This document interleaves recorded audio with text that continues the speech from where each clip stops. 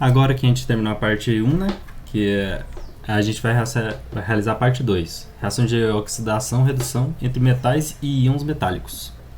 Então, isso difere, né? A gente não vai ser mais com ácidos, como foi com o último, né? Com ácido nítrico, com ácido clorídrico. A gente vai usar íons metálicos, soluções com íons metálicos.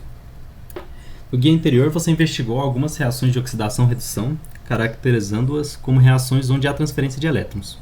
Portanto, essa é uma característica bem diferente das reações de neutralização, de hidrólise e de precipitação, onde não ocorre alteração nas cargas dos íons participantes.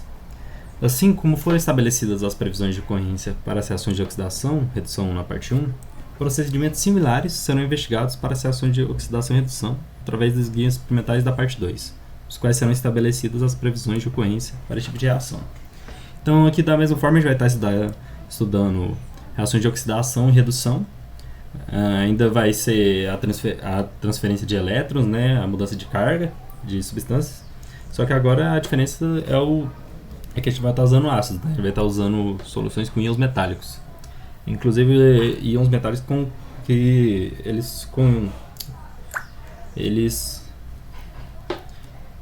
os mesmos íons metálicos dos metais que a gente está usando aqui para analisar, né? Para a gente observar algumas propriedades. Então o que a gente vai fazer? A gente vai separar 4 tubos de ensaio. E vai ser os mesmos metais da última: zinco, ferro, cobre e magnésio. E a gente vai colocar em cada um desses tubos, inicialmente, a gente vai colocar cada um dos metais: o zinco em um, ferro no outro, cobre no outro e magnésio no outro.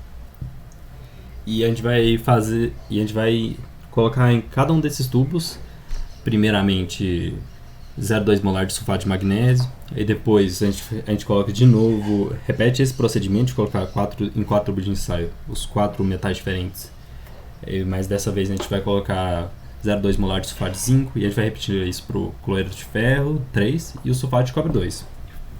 A gente vai fazer algumas observações a partir disso. Foi outro experimento que foi gravado. Agora eu vou passar aqui para a gente poder analisar o que vai acontecer. Tudo bem, estamos aqui no experimento. Inicialmente eu estou nomeando, né, cada tubo. Aqui a gente vê o Fe do ferro, C do cobre, Mg do magnésio, Zn do zinco. E eu estou colocando os metais correspondentes, né, em cada um desses tubos. E estou colocando aí o magnésio agora. E agora eu vou começar a adicionar os íons metálicos, né. Esse aqui vai ser o primeiro íon metálico, vai ser o Mg+, né? Eu vou utilizar do sulfato de magnésio, Mg2+. Então eu vou adicionar cerca de 3 ml, né, em cada um. Rapidinho aqui. Inicialmente com ferro. Será que vai acontecer alguma coisa? Será que vai ter alguma reação de redução, oxidação? Como seria? Eu acho que eu demorei um pouquinho. Sim, eu estou usando uma pipeta para colocar em cada um. Aqui no zinco e no magnésio.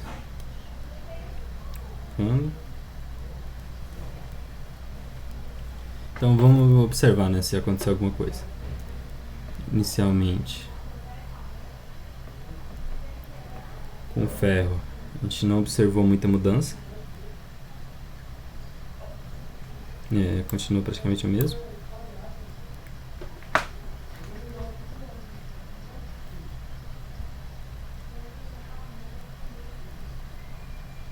O cobre agora. A gente vê que novamente, se focar aí, mas novamente não apresentou muita mudança.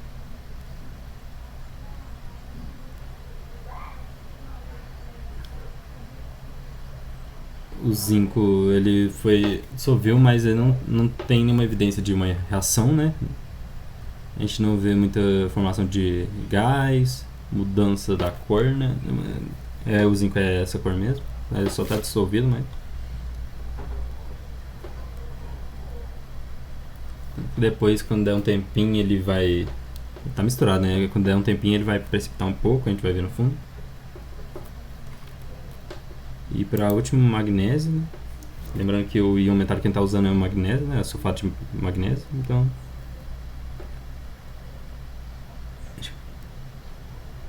não teve uma mudança, né? Considerável. A gente continua na mesma cor, não tem mudança de magnésio. Não tem muita liberação de gás. Acredito que... a gente pode ver, na verdade, que tem uma liberação de gás lenta. Então, tem uma explicação do que está acontecendo, especificamente com o magnésio, e a gente vai falar disso depois. Tem um pouquinho de liberação de gás. Então é isso. Agora vamos passar para o próxima solução, né? Vamos ter de novo 4 tubos, cada um com o respectivo metal, né? Vamos esperar aqui. Vamos para a segunda solução.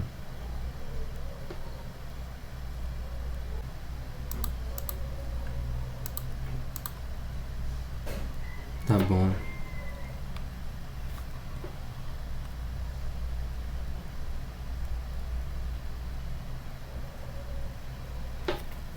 Aqui eu já estou preparando de novo, né? Cada um dos metais para fazer a próxima solução de íon metálico. Que dessa vez vai ser... vai mesmo.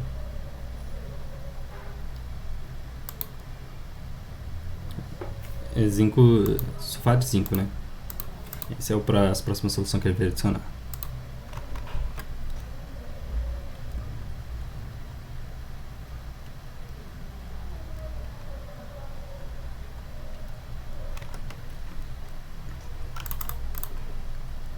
Tudo bem.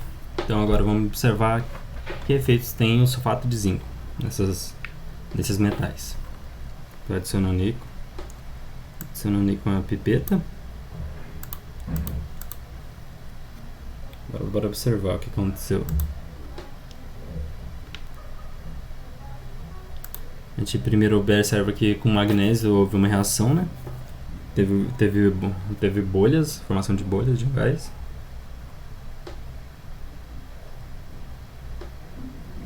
Será que está acontecendo, né? A gente pode ver que está acontecendo alguma coisa aí, né?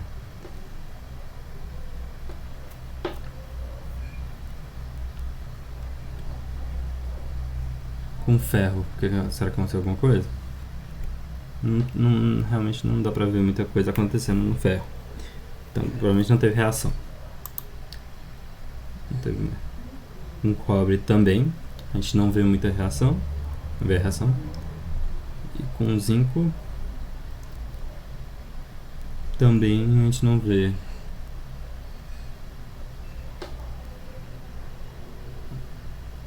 Não tem formação de gás, não tem nenhuma evidência de uma reação química.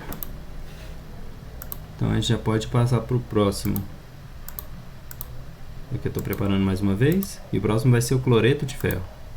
Eu já passei aqui. Aqui eu adicionei já o cloreto de ferro em cada um. A gente vai observar. Nesse aqui eu acho que cortou uma parte quando eu fui gravar, mas eu mostrei que o magnésio apresentou uma reação. Mas o zinco também apresenta uma reação, mostrou uma mudança. Então a gente observou que o magnésio e o zinco no cloreto de ferro apresentaram uma reação. A gente pode ver até atrás lá que o zinco teve uma mudancinha. Não sei se está muito claro.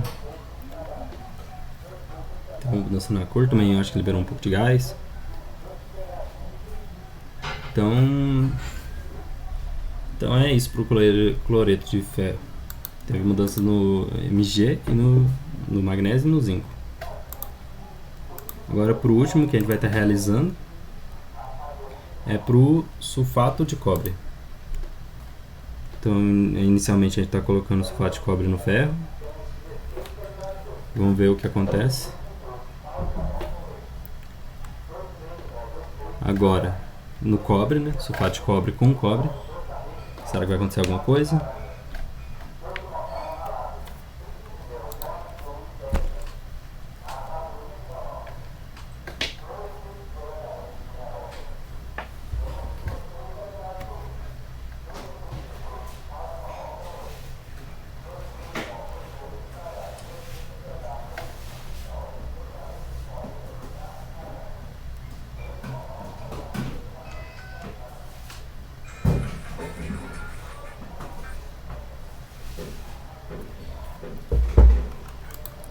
continuando aqui. Agora vamos observar o zinco com um sulfato de cobre. Inicialmente a gente não vai ver muita coisa, mas a gente vai observar melhor. E com magnésio, né? O magnésio que a gente viu que até agora reagiu com tudo, então será que vai reagir agora também? E novamente a gente viu que tem uma reação correndo. Aqui eu acho que ainda não dá pra ver muito bem, mas a solução vai ficar mais marronzada, vai liberar um gás. A gente vai estudar o que está acontecendo aí, né? Então o magnésio novamente reagiu, a gente pode tirar essa conclusão. E agora a gente vai observar, depois de um tempo aqui, o que aconteceu com cada um, né? Com o sulfato de cobre. Primeiramente com o ferro. Apresentou uma mudança de cor no próprio ferro. A gente pode ver que ele está mais avermelhado. Então o que está acontecendo, né, com o ferro? É alguma interação com o sulfato de cobre? O que está acontecendo, né? Agora, para o cobre. É interessante que a gente viu que mudou um pouco a cor do cobre. Isso é interessante, a gente vai falar um pouco sobre isso. Então mudou a superfície do cobre. Ele ficou menos alaranjado, ficou mais uma característica mais prateada, né? Então por que acontece isso? A gente vai discutir também.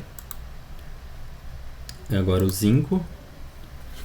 O zinco aqui inicialmente não teve muita mudança. Eu também deixei passar um pouco batido, mas depois de um tempo mostrou que a solução ficou um pouco mais...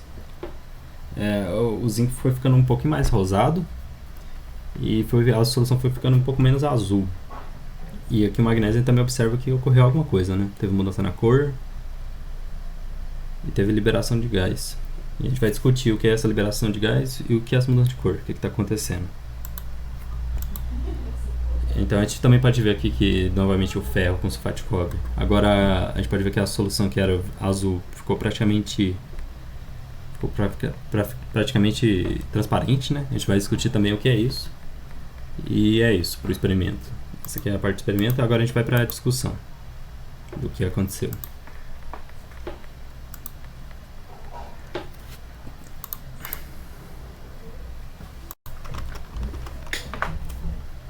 Agora que foi realizado o experimento e a gente viu os resultados, a gente vai fazer a análise de dados.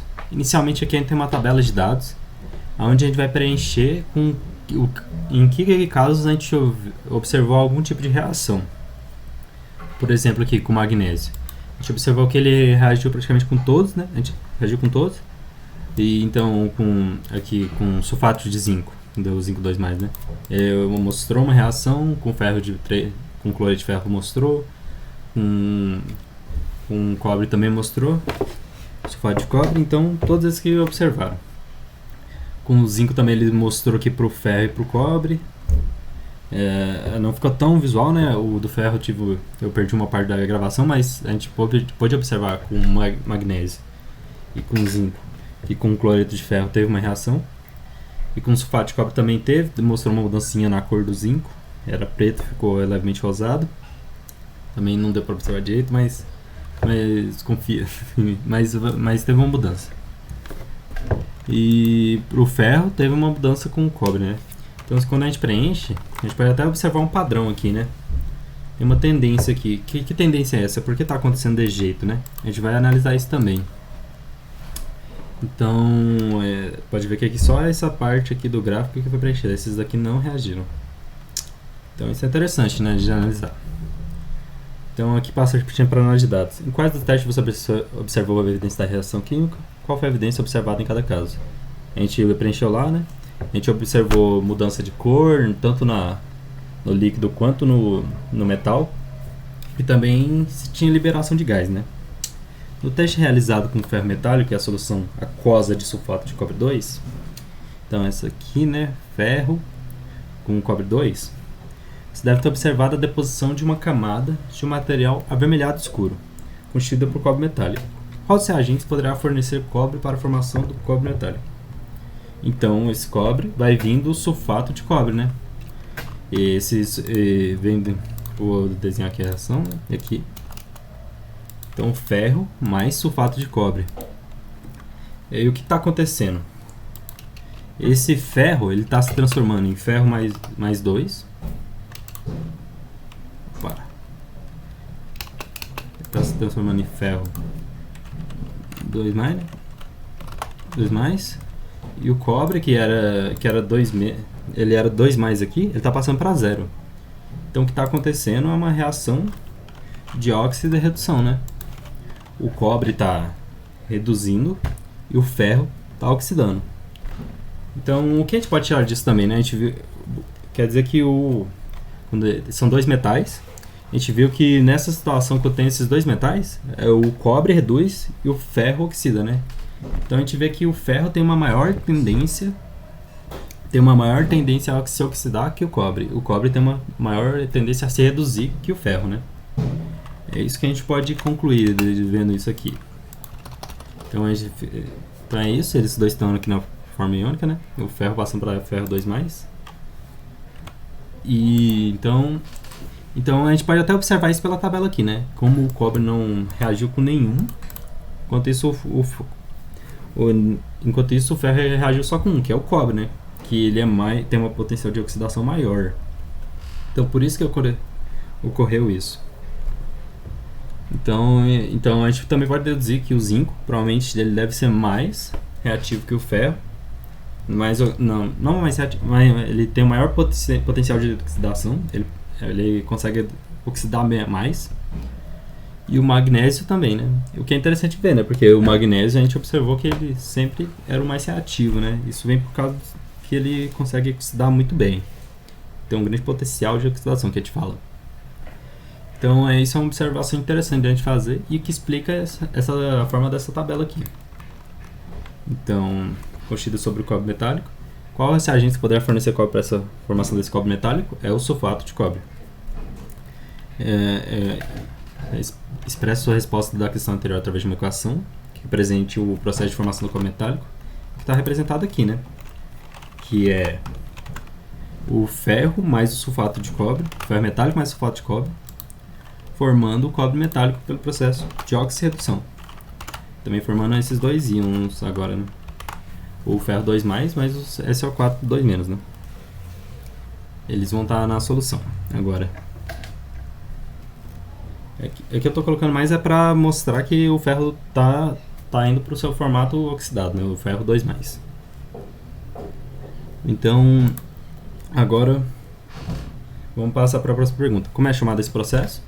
Então é a reação de óxido-redução, né? Esse processo de formação do cobre metálico. O cobre está, mais especificamente do cobre, né? É o processo de redução. Ele está reduzindo, está passando do seu formato de cobre 2+ para cobre 0. Então ele está passando pelo processo de redução. Considerando que após a reação os íons sulfato permanecem em solução, qual deve ser a espécie química que sofre oxidação? Essa espécie cede ou recebe elétrons? Escreva a reação que represente o processo da oxidação. Então, se a gente for fazer só o processo da oxidação, quem está fazendo a oxidação, né, como a gente mencionou, é o ferro. Então, se a gente for escrever só o processo da oxidação aqui, vai ser o ferro passando para o seu formato de ferro 2+. E nesse processo que ele está fazendo, ele está cedendo 2 elétrons. Então isso aqui é a reação de oxidação. É isso que está acontecendo. Isso aqui é a oxidação. E escreva a equação total que representa o processo de oxidação e redução ocorrido entre... Aqui tem vários exemplos. A gente fez o primeiro aqui do ferro com cobre, né? Eu mostrei aqui mais 2 para cada um dos metais. Eu fiz aqui com o certo balanço estequiométrico entre o magnésio, o ferro e o cloreto de ferro, né? A gente viu que o magnésio, então, ele tem mais uma tendência maior a se oxidar que o ferro, então por isso que a reação ocorre. E feito aqui as devidas... Aqui, o balanço estequiométrico, a gente pode observar que o Mg passa do seu formato 0 e vai para o +2, né? E vai com cloro. E o ferro, ele está aqui no seu formato +3, né? Não, tá. Ele está... aqui eu errei. Esse aqui era para ser o ferro metálico, né? Ferro metálico. Ele está passando do seu formato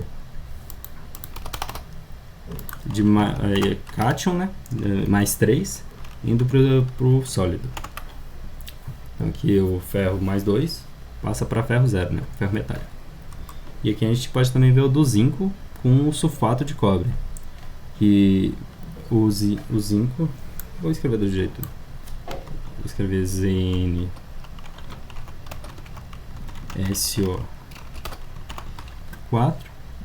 E isso está mostrando que o zinco oxidou, né? Ele perdeu 2 elétrons e novamente o cobre reduziu, né? Porque ele tem a maior tendência a se reduzir, que a gente viu aqui. Ele tem a menor, ou também vai falar a menor tendência a se oxidar, né?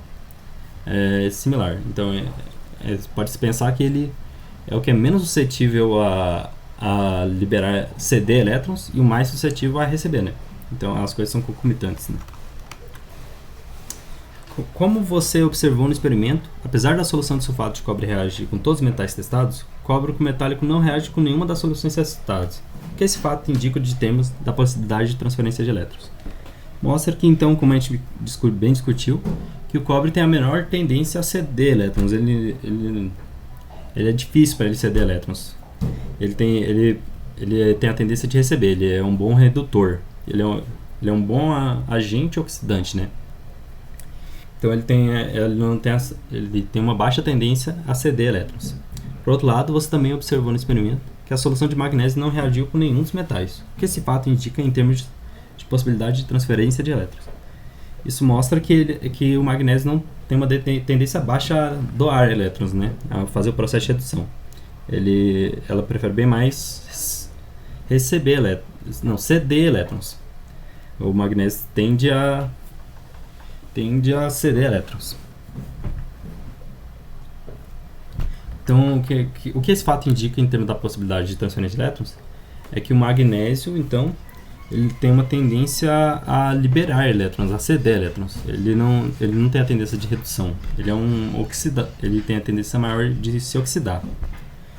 Então, ele tem a maior tendência de liberar elétrons do que de receber elétrons. Nas suas respostas às questões 6 e 7, você pode concluir que o cobre metálico não tem tendência de transferir elétrons para os íons metálicos testados. O magnésio, o zinco e o ferro. 3. Por outro lado, o magnésio metálico tem tendência de transferir elétrons para todos os íons metálicos testados. Assim, pode-se afirmar que o metal magnésio é o mais reativo, tem maior tendência de transferir elétrons do que o metal cobre. Considerando que o zinco metálico reage apenas com as soluções de sulfato de cobre e cloreto de ferro 3, e aí que a solução de sulfato de zinco reage apenas com o metal magnésio, compare a reatividade do metal zinco com a reatividade do metal magnésio e do metal cobre. Então, a gente viu que o metal magnésio reage com os 3 e o zinco reage com 2, né? E ele não reage justamente com o magnésio, porque ele tem a maior reatividade, né? Ele não tem a capacidade de oxidar que nem o magnésio. Então por isso que ele não reage com o magnésio. E, então ele se demonstrou menos reativo, né?